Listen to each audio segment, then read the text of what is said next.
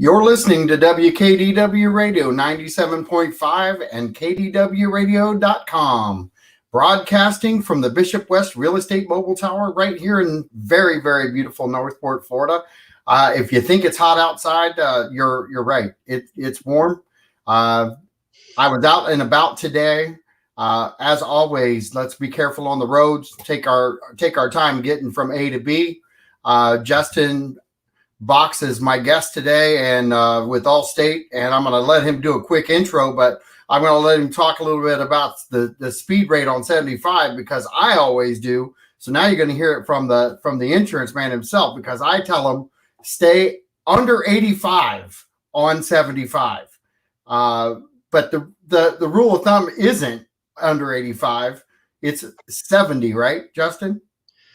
Yeah, that's the technical speed limit. Allstate wants you, they have little tracking devices you can use, and they want you staying under 80. So you have a little leeway there, I guess. I think they realize on almost any road in the country, if you're doing more than that, you're speeding, because they aren't tracking your location with that. But yeah.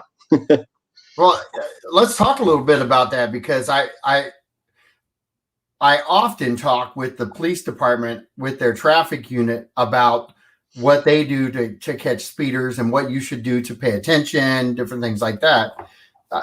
Talk a little bit about I guess you would call it a tracking device, or the device that you have at Allstate, and what the purpose of it is. Okay, we have a device that plugs into the diagnostic port. We've just graduated to the cell phones, and also I think it uses some of the car telematics. So we have two things. Our regular car insurance policy, you can get a discount for using your cell phone, and the app basically sees what speed you're going. It can see when you slam on the brakes, so how rapidly you brake, the time of day you're driving, and how many miles you're driving. And it can take those four things, and it gives you a discount. It's pretty cool because you get at least a 3% discount, no matter how, you could be doing all kinds of things they didn't like, and you'd still get a discount. It's kind of cool. But that you can get a larger discount than that as well. And then after so many trips each go around, you get a little bonus where they give you a little kickback in the premium. They basically post a payment. Like I think mine's $40 or $50 every 6 months. We'll get, after we've taken 50 trips, they'll put a little credit into the policy, and that's on top of the discount. So it's pretty cool. You can also track. You can track yourself with it, and it'll give you suggestions and so on. A lot of people with teenagers like to have it because they can see what little Johnny's doing out there as he's driving around, and what hours of the day he's posting miles, and what speeds and stuff. So glad they didn't have that when I was a kid. and all of us are saying that right now. We're all shaking our head, yes, but yeah. At the same time, we're going, I'm so thankful. Yeah, not bad. I've got a teenager that's about to get his permit here in less than a month. So, and that's good information for parents. But the second thing we have is it's a new style of policy, and I'm glad you asked about that, John, because this is something I was excited to share. It's actually called MileWise, and it's unlike anything that you've seen in car insurance before. It's a mileage-based insurance policy, with the premise of, we're going to look at all the traditional rating factors, and we're going to come up with a rate for you. And it's going to say, okay, well, you've got a daily rate, which is usually a pretty low amount. It's kind of your base premium, and that's assuming the car's just sitting there, because there is a risk to the insurance company even while the car's sitting in the driveway, so to speak. It could be stolen, or rats could chew up wires, or it could get hit by lightning or hail or whatever. Catch on fire and so on. So there's a daily rate, and you get charged that small amount every day that goes on. And then there's a per mile rate. So then if I've got somebody that's low mileage, I just had one of my existing customers, we cut their rate in half, and they were already happy with their rate, but they had the first option in they're using their phone. So I knew, hey, car number one only went 4,000 miles, and car number two only went 1,600 miles. It's a little abnormally low, but it allowed me to switch them over to that. And it was something like, it's $1.12 a day, and then it's 6 cents a mile on top of that. And it works like a sun pass. So you put money in. So the policy might say, put $120 in there, And then every day that $1.12 comes off. And then if you drive a little bit, and it would look something like 8 cents a mile, for example. So if you make the numbers easy, say it was $1.50 a day, and you did 10 miles at 8 cents a mile, you'd have another 80 cents that would come off there. So you'd have that $2.30 that would come off that day. And if you didn't drive the next day, just the $1.50 would come off. And I'm just pulling those numbers out of a hat, but that's kind of what it looks like. And then as your policy balance goes down to a certain point, it'll email you and it'll replenish itself, and then you just keep on going. And so how quickly it pulls that amount out depends on how you drive. I'm finding a lot of ours it's awkward because it'll maybe be 6 weeks or 8 weeks before it pulls money again, but it's wholly dictated on how much you drive. And then if you go on a long trip, you can let us know and we can toggle it to unlimited, so it's not ticking you for a bunch of miles in one day. And it does cap at 250 if you forget to turn off that feature where you go to unlimited. But people that are low mileage, usually 7,000 miles per car and less a year is the sweet spot. That's where you start seeing that this is going to be way more cost effective than a traditional policy, which I think a lot of people around our area are like that. You know, they may take a trip to the grocery store and just one other place or two a week, and they're paying like they're like me. They're out there driving all the time, you know. So there's a new product that really fits that segment of the market that's brand new to the marketplace. Well, it sounds like the insurance companies, while they've never been known for helping, I want to preface this, and you can stress this if you want. They've never been known for trying to decrease the rates. The rates never seem to decrease. There's never been, I don't think, ever a time where they've taken mileage like that and really given a deep discount. And that's kind of what you're talking about right now, where the insurance companies are now stepping up, and I think they're looking at the population overall, and they're understanding that people are not driving nearly as much as they were. Mm-hmm. And now this gives them an opportunity to decrease that premium, especially if you're on a fixed budget. Yeah, no, I feel like there's a huge segment out there, and it was, Allstate gives us little hints and stuff as agents. We don't get to see what's really going on behind the scenes as they're developing new stuff, but we've known this is coming for 2 or 3 years now, at least. And it takes a long time for them to figure out exactly how they want to do it. They beta test it in markets, and then they'll start rolling it out in more markets, and then it has to be approved by the state, which held us up quite a bit because the insurance department in Florida looks these things over pretty thoroughly. So as new products roll out nationally, we're usually one of the last ones that get them, and we're sitting there waiting on the insurance department to mull through that and make sure we aren't doing anything that they disapprove of. But yeah, I mean, and to your point, something that people don't realize, now we did just take a rate decrease on our regular stuff, which is super cool because, like you said, it doesn't happen very often. It's exterior things that are driving those costs up, the cost of claims, and the more our population grows, it's good for some things. It's bad for your insurance costs because the denser the population, the higher car insurance rates are going to be by quite a bit. Somebody in Tampa might be paying, all things equal, 4 times what we pay here in Northport. So it's pretty radical from one zip code to the next in Florida. But it's what people don't see is the insurance companies are extremely intense on trying to keep their rates down as much as possible, because if their rates go up, that's when people shop. That's when they lose people. They'd much rather people keep people at one rate and not lose a bunch of people and not have a bunch of customers shopping and so on. So they're super intense about getting the best possible rate because it's crazy competitive with all the companies out there. But us as the end user, it just feels like, man, this thing just goes up and up and up and up and up, and they'll fight and scratch and gouge and try to cut costs elsewhere to keep rates from going up, but they ultimately do usually. So a couple of things I really want to kind of highlight, because I don't know that people actually understand how the rates are set and what the state has to do with it. Can you kind of explain how that actually applies to the everyday Joe who's out working. How the state kind of governs. They kind of govern that. Can you explain a little bit of that? Yeah, they definitely do.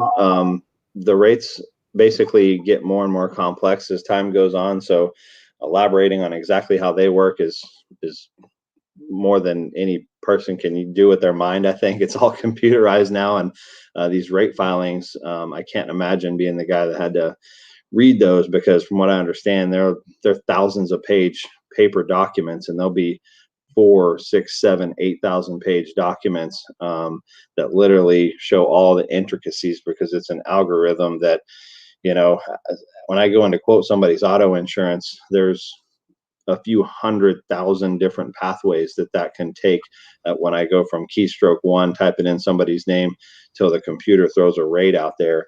But it is super highly regulated. When the insurance company goes in, I think a lot of people don't realize this, because we'll ask them what they're currently paying. And, we're really just trying to figure out, we don't want to waste your time or ours, talking your ear off and everything else if we're not competitive, because the insurance companies file their rates in with the insurance department. And when the insurance department approves those rates, the insurance company cannot deviate from that. So it is what it is. If you called 3 Allstate agents, there's a lot of variables. You might get some differences here and there, but if they plugged in the same coverages and the same discounts for the same person, they're going to get the same rate out of Allstate and Progressive and whomever else. And it just kind of is what it is. And that goes for the homeowners insurance here in Florida too. And the insurance department will determine, they have to approve the rate increases. So the insurance company will say, hey, here's all of our numbers. Here's what we're trying to do to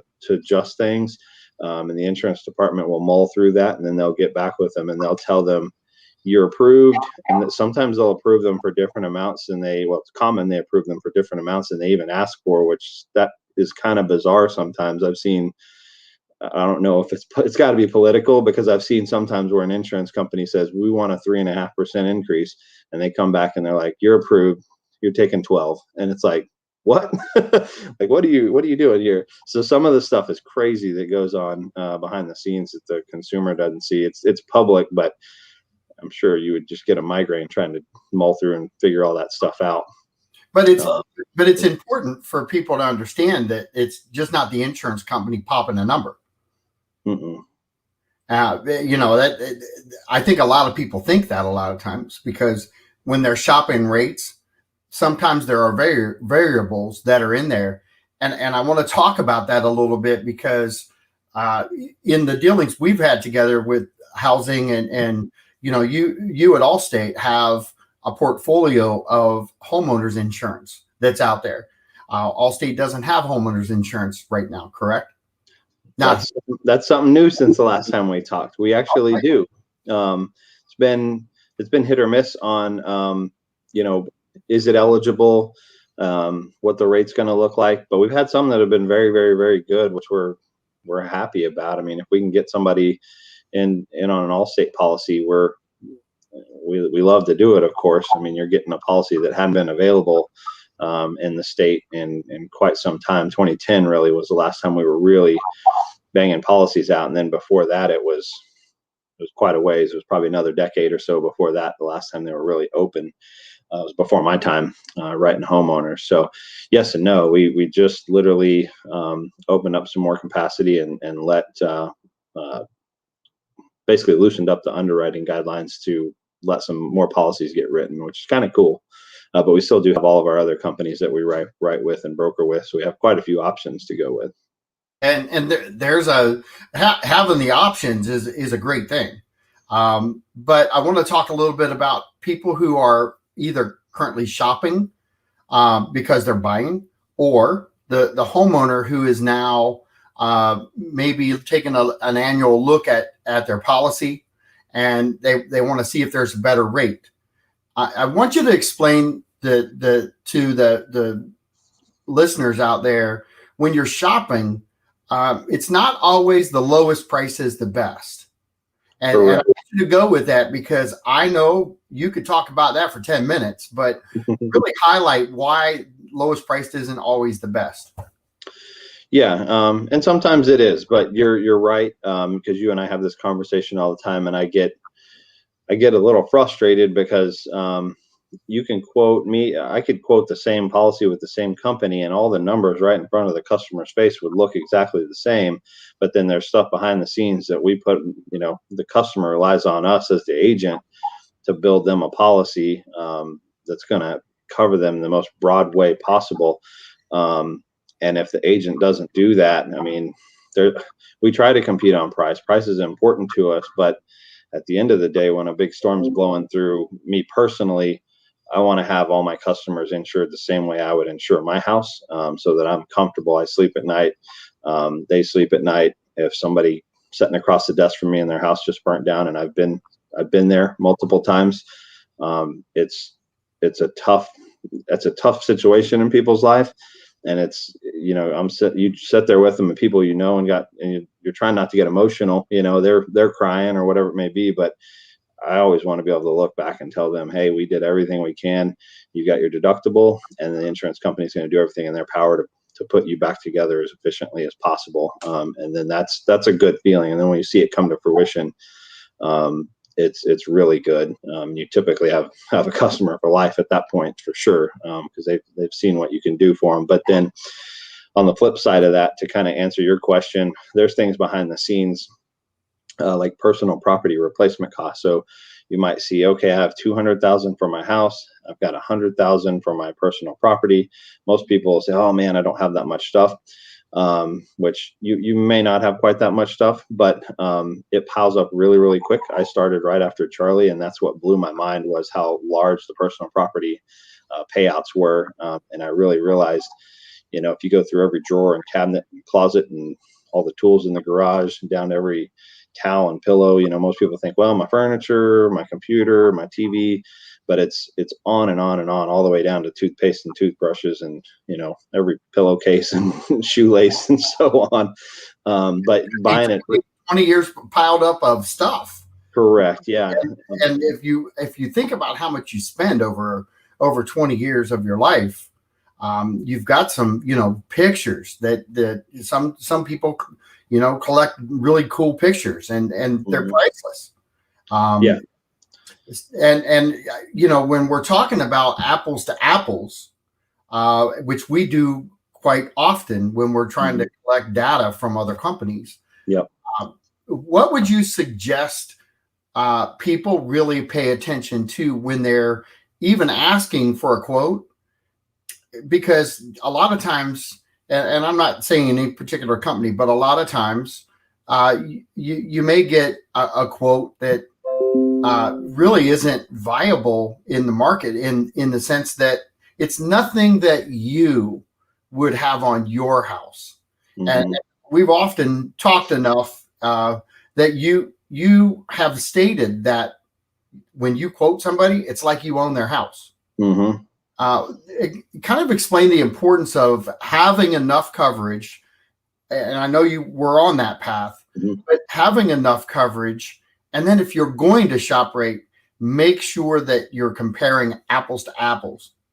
Yeah, exactly. And that's very hard for a non-insurance person to do, just because they don't know what the endorsements are. So you'll have, like I said, you'll have the coverages laid out there, and that side of it's easy to look at and say, okay, I have these two, the house is covered for very close to the same amount or the exact same amount, and all these underlying coverages look the same. My deductibles look the same. But then down below that is where the rubber meets the road, and kind of expound on my replacement costing. That's the number one thing I look for when one of my customers comes in. I had 3 of them yesterday, for example. I had a guy that my quote was $1,300, and another local agency had the exact same company quoted, and it was $900 and change. And when we went through everything, I said I kind of explained to him how I just said the rates are filed in with the state, and this has to be different than the way I quoted it. And he literally drove it over because he wasn't real tech savvy. So he's like, I'll just drop it by. And we sat down and went line by line. I said, this is one thing that we did different. This is another thing we did different. And all the numbers looked the same. Actually, he had like $5,000 more on the house coverage than I did. So at glance, you go, wow, this is more coverage for less premium.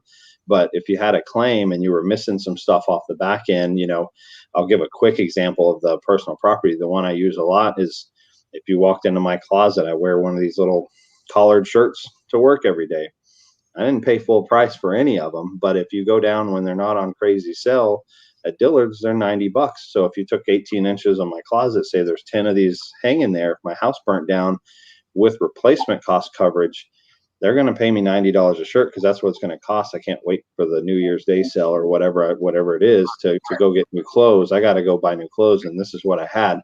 If I did not have replacement costs, and this is what you don't see, down on the bottom if you don't know what you're looking for, and it's usually a few $100s, and this is exactly why. If you don't have it, they depreciate each item that is damaged in a claim, and if your whole house burns up, you're going to have to try and remember every single thing you had and itemize it. And those same 10 shirts in my closet, I mean, what are you going to pay me for them, John? $5 a piece? Like I might get paid $50 versus $900.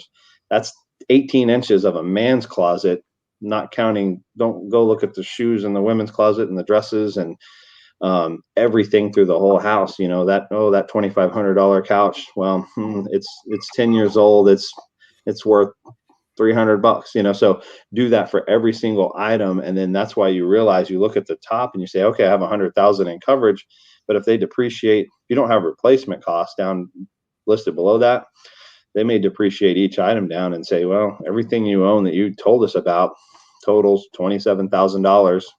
Here you go. And that's it. And then you have to go try to refurnish everything with a 27,000 payout versus the insurance company with replacement cost is going to pay you what it costs out the door, brand new stuff. And they'll usually actually pay you close to the depreciated amount first.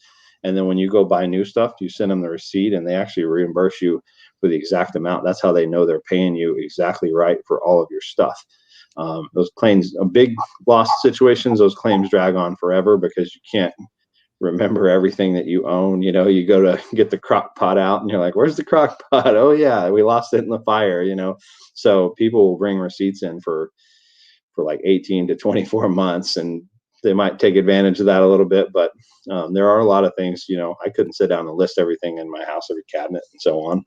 Which leads me to my next question, because a lot of this stuff is, a lot of times, can you prove that you actually own it? Was it part of the fire? Was it part of the hurricane situation? Whatever that may be on that claim. What would you recommend people do to really help maybe the memory side of things to create a inventory list? We've got some pretty cool stuff now called the iPhone and different types of phone with Galaxy and all those out there. And would you recommend filming, maybe annually filming what you own as best you can? At least you then would have a good idea. Yeah, there's no doubt that that's an excellent idea. Some situations, say a pipe breaks and water goes everywhere and just soils everything. Yep. You're going to be, while you're digging through all of that stuff, you're going to have it there to see. But if a fire burns it up, or if there's a theft, the theft is kind of the difficult ones, where it helps to solidify to the insurance company that you had these particular items. But then, like John said, it's just as important for you. If you can't remember you had it, then you can't claim it because you won't even think of it. So it's not a bad idea to open the cabinets, open the closets. Each person could do it as thoroughly or as haphazardly as they like, but it's either way, it's going to be a helpful tool if something does occur. And nowadays, like you said, you can just walk around the house with your cell phone, shooting still shots and little videos, and put that in the cloud or whatever you want to, back it up and so on. And that way you've got it saved. There are services that have some pretty cool software where they'll come to your house and go through, document it all. I want to say, I don't want to misspeak, but I think the Allstate app also has a program in it where you can go through, and I don't think you even have to be a customer, I don't believe, but you can go through and do that, and they'll store it, on a server somewhere, so that you can recall it and so on. But there's there's a bunch of different ways, obviously now with the tech we have, to do so, and that would greatly help. And that, especially in a theft situation where there's no evidence of the item because it's gone. Right. Hard to track something you don't have anymore. Yep. Hard to prove that you had it, especially if you don't have the receipts.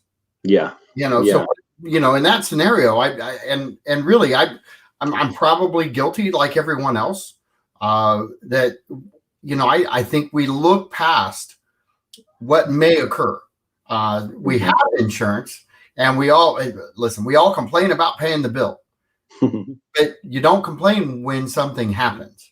And I think one step further in that is maybe starting to get ready in case something does happen, to take the pressure off of the moment. Because as we've talked, every time we do a policy together, it's all about how can we take the pressure off of the customer. How can we make things easy? How can it transition with a fire or theft, hurricane damage, whatever it may be?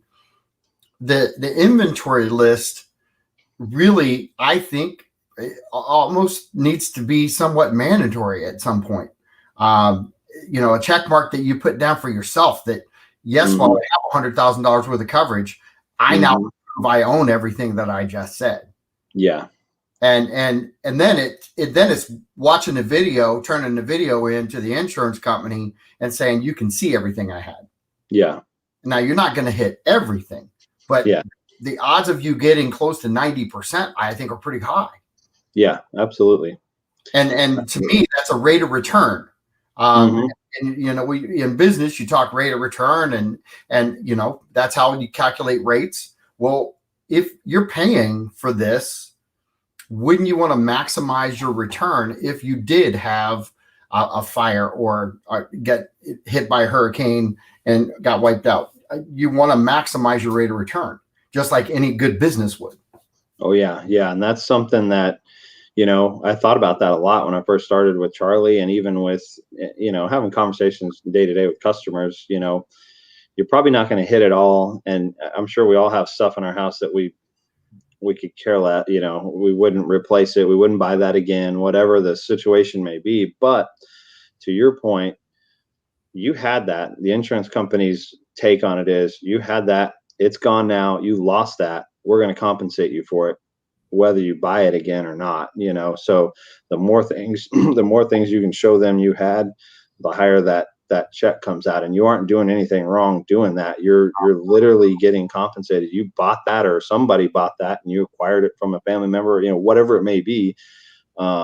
It costs money at some point to acquire that thing, and you owned it. So you deserve to be paid for it, whether you're going to replace it or not. And so that's the companies I deal with. That's their take. They're like, give me everything you can. I'm going to try and get you the max payout that I can get you for all of this stuff. And every little thing that you can remember, if you have it inventoried, like John said, because you may only be remembering 60-70% of your stuff. If you try to do it off the top of your head, if you're really good, right. But it's like if you're hitting closer to 90%, your payout's gonna be a lot better. And it's just a win, all the way around, and you're getting compensated for what you should have been. So I want to step back from that for a minute and talk a little bit about when you are sitting across the desk from somebody who's just had a fire or an incident. I've got to believe that there's a stress level. I've never experienced it yet at any significant level. Okay. So I've never had a fire. I've never had to think about all the things I own in that sense. But there's got to be a huge amount of stress when something like that happens. And you just said the person kept turning it in for months because they would remember, they would figure it out. Mm-hmm. Well, I got to believe if that person had a video of what they own, it seems to me you're not thinking about the things that you have on camera. Now you're thinking about all the other things that you can add to that list. That's why I think you go over probably 90% is because now you're thinking about all the things that aren't in the video. Yeah, correct. And if you did a video and say, none of us are going to be super diligent and doing one every 6 months or a year or whatever, okay, well, in the last year I bought this and I bought that and I did this. So but it's going to be a whole lot easier to think, oh, well, I got a new this or a new that over the last year. And that's really it, on top of all this other stuff. To the insurance company too, that makes a whole lot easier. For example, I had a guy that went back and forth from England, and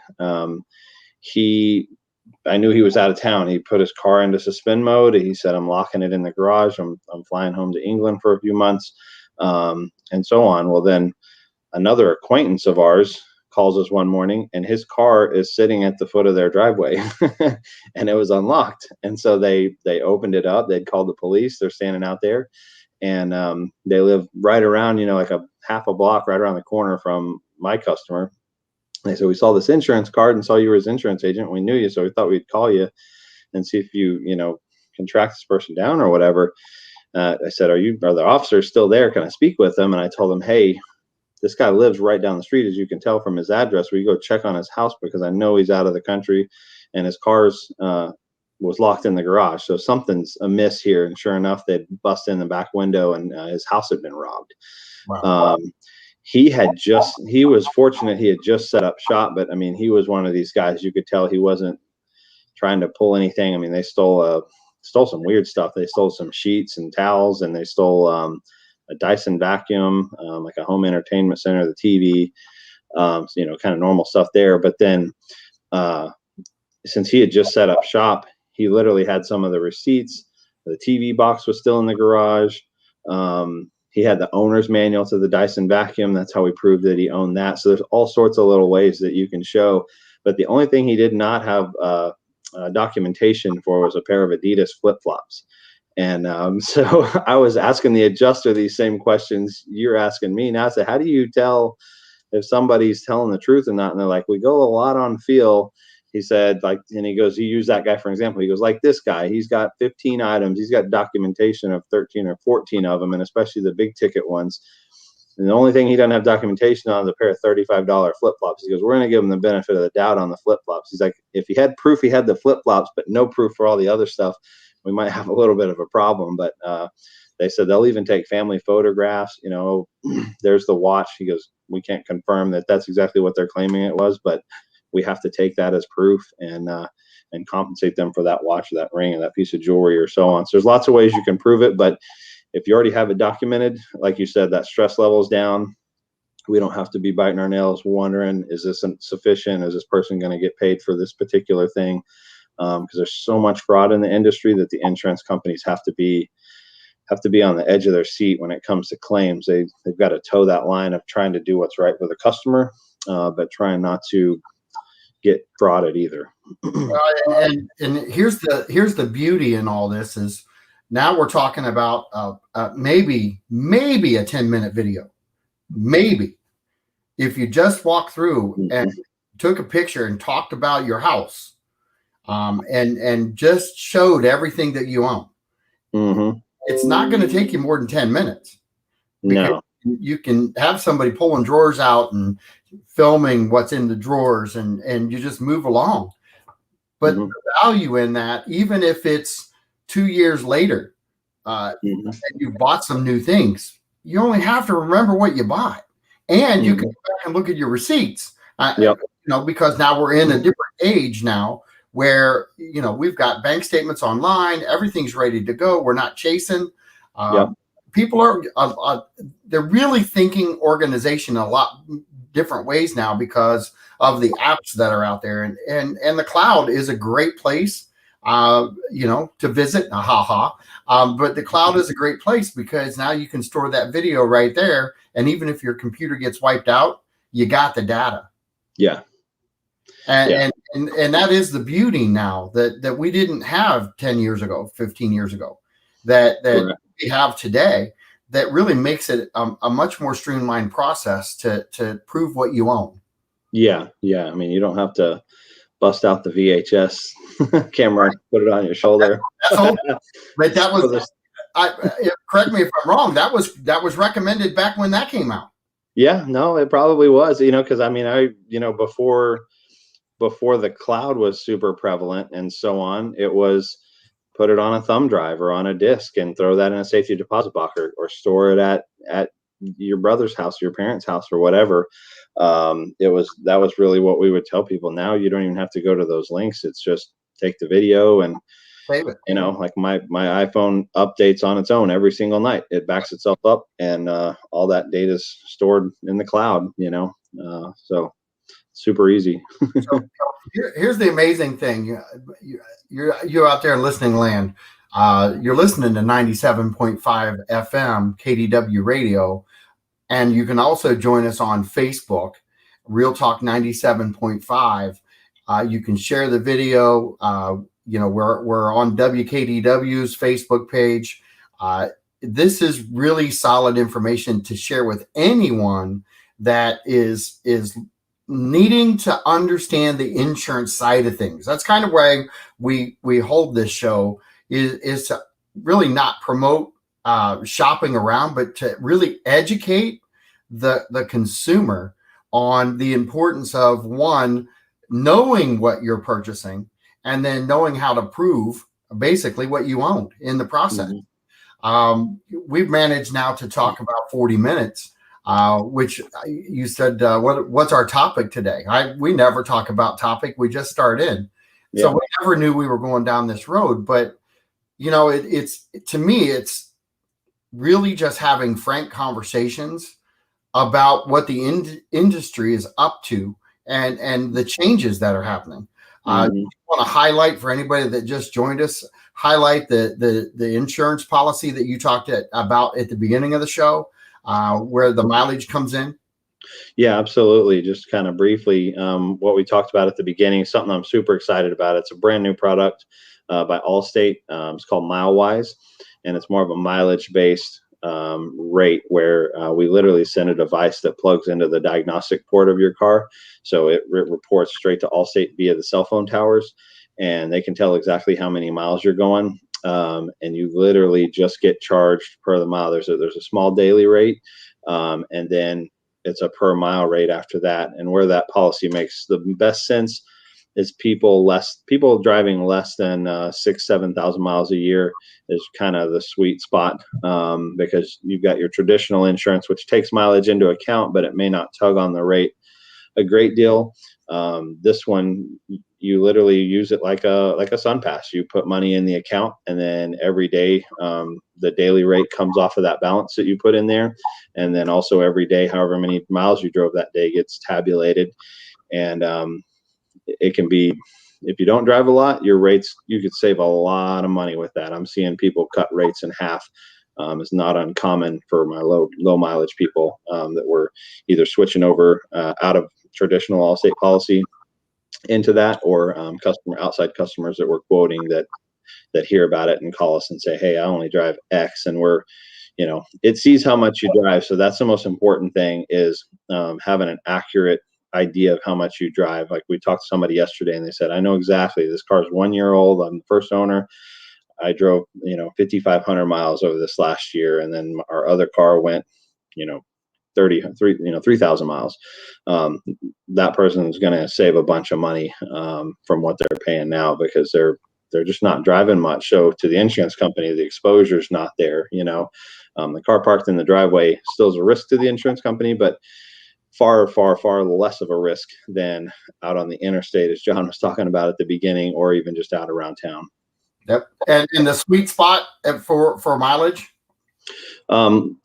Less than 7,000, I'll say. There's some scenarios where a little more than that will be okay, but typically less than 7 is where we're starting to see the pay by the mile, because we can compare them side by side with the software, and we can say, look, this car goes this many, this car goes this many, and it'll say, here's our normal policy, here's what it would cost, and it doesn't matter how, if you go, what you do, here's the rate, and then here's the mileage rate based on what you've driven the last year. And it's, as you alluded to, this product wasn't a response to COVID. It was already in the works. And then there's just more people now. I think there's more of a market for it now than there was already going to be, because a lot of people are working from home.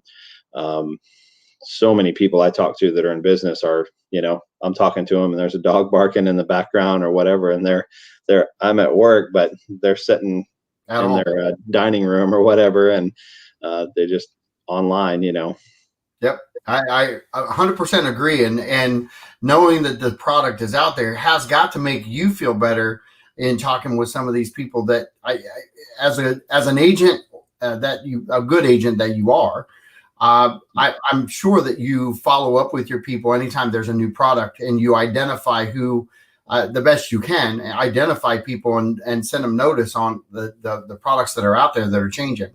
I want to kind of hit something that we've talked about, and we may have hit it a little bit on the last show, but it really goes to the insurance rate increases and policy changes that may occur.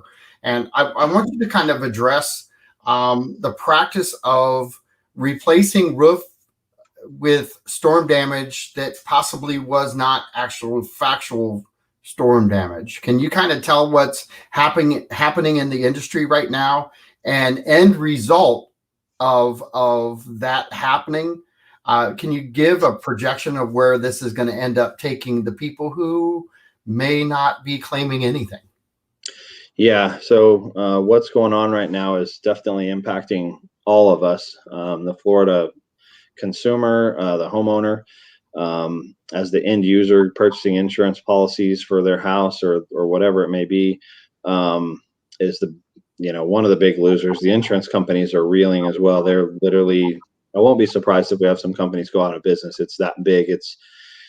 I would consider it a technical crisis, but there's a lot of roofs that are getting replaced on the premise of storm damage that, in all actuality, it's outside of the nature of the insurance contract to pay for those roofs. They're 15 years old. They're 15 to 20 years old, nearing the end of their life, and they've got normal wear and tear.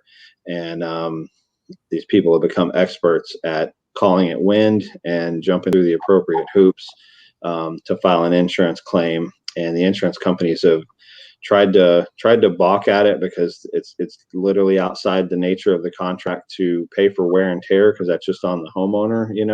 It's like the tires wearing out on your car. Right. It's not a warranty issue. It's just time to get new tires. And it's the same thing with a roof or a water heater or whatever it may be. The insurance policy is designed if something physically damaged it, a tree branch busted a hole in it, or hail damaged it, or wind physically did blow it away, or fire burn it up, whatever it may be. So there's a big problem. I mean, I got a flyer in the mail the other day saying insurance companies are putting on new roofs in your area, called to see if you qualify. And these guys are just going door to door, and a lot of the homeowners don't realize. They're like, oh man, I didn't even realize I had storm damage. And they're putting it into the insurance company, and there's some legal hoops they jump through that are kind of underhanded, that the homeowner doesn't know about. It's called an assignment of benefits.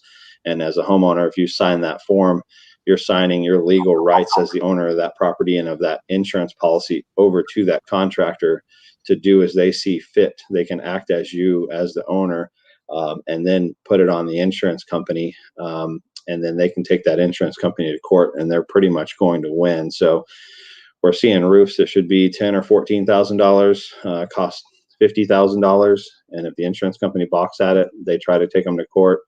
Insurance company goes to court and they have that form signed. Now the insurance company is required by law, if they lose, to pay the legal fees too. So now you have law firms that are specializing in these things. And of course, I'm sure their legal fees are exaggerated as well. Now you got a $10,000 roof that you got to pay $50,000 for, and another, who knows what, $10,000, $20,000 in legal fees on top of it. Now you're out 70 grand as the insurance company for a $10,000 roof. So that's going on across the state, all over the place. Some of the roofers aren't exaggerating the prices, but they are using the, hey, this house had wind damage thing when it probably didn't. So that's a big problem. How it's affecting us is everybody's rates are going up quite a bit.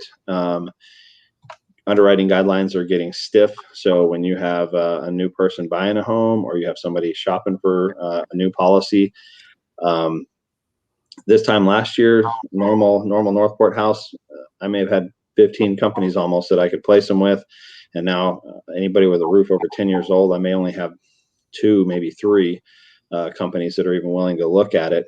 And the issue there is, when you quote across 15 companies, you always have ones that are, call it $1,000, and then up through the ranks, it might go all the way up to $3,000. But the consumer's never seen that $3,000 quote, because we're not going to, it's silly to throw that number out there when we can get the same thing for less. Well, now the first, 12 companies won't take it, and we're left with the quote starting at, 2,500 for something that would have been 1,200 or $1,000 a year and a half ago. So that's an impact. People are getting non-renewals. Claims are getting scrutinized that probably would have been given the benefit of the doubt before. Just trying to stop the bleeding from the insurance companies, and rates are going through the roof. So it's an all-out battle, and it's gotten so bad that some of my companies have started to send out notices that they're going to change their coverage wording because of the issue that's going on. So they're going to say, well, we're going to give you replacement costs for the first 10 years on a shingle roof.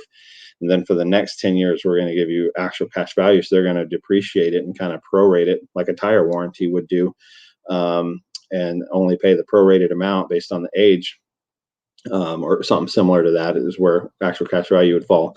And then at 20 years, we're not covering the roof at all anymore. So they're starting to change their policy verbiage so that they can shut this down. I mean, last year, I believe it was somewhere in the neighborhood of $500 million in net negative income for the property insurance companies in Florida. So it's a monstrous problem when 2019 was over 300 million, and then 2020 was in the neighborhood of 500 million. I don't have any numbers on this year that I've seen to this point, but I anticipate it, to get more to your question, John. Sorry to go all over the place, but I anticipate it getting a little worse before it gets better, because we're in the stage now. It's up to the legislators to make some law changes, and this form that they're getting signed was unfortunately designed because there's bad insurance companies too that wouldn't pay claims, and so contractors wouldn't do work for the homeowners. They would come in and say, oh, you're with ABC Insurance Company, I'm sorry, they won't pay me. I can't work on your house because I won't get paid. So it was a legal document derived to help contractors get paid, and be able to take them to court and get their money and win. And then it forced the insurance company to pay the court costs, which all of that made sense. But now those forms are getting used to kind of abuse the situation, and take advantage of the situation, and it's caused a big problem. So the legislators are in the stage that they know this is an issue. They know it's a crisis.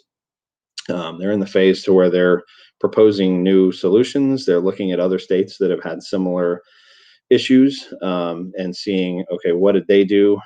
How effective was that?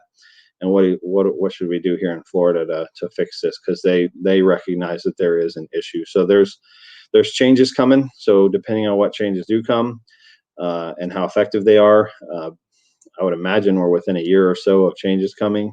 And then once the changes do come, we've got to see real claims data from the insurance company's perspective, before we can really start settling down and letting more things get through underwriting wise, and lowering rates, hopefully. So, oh, John, you're muted. I want to ask this in a different way, because we've talked about rates, we've talked about the increases, and you've discussed decreases. Mm-hmm. With all these claims that are being filed, in the billions of dollars, how's that going to affect the homeowners' policies now? Because there has to be an adjustment somewhere. You can't keep paying out claims. No. Something in there to adjust. Can you talk a little bit about that? We got about 4 minutes left.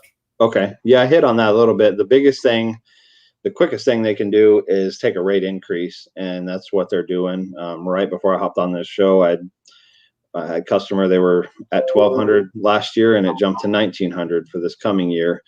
So we're shopping a lot of our own customers, but that's the biggest thing that it's impacting them with is around our area. There are areas where there were mass non-renewals, and that's not good right now, because if you get non-renewed, shopping for insurance is never fun, I don't think, but it's definitely not fun right now.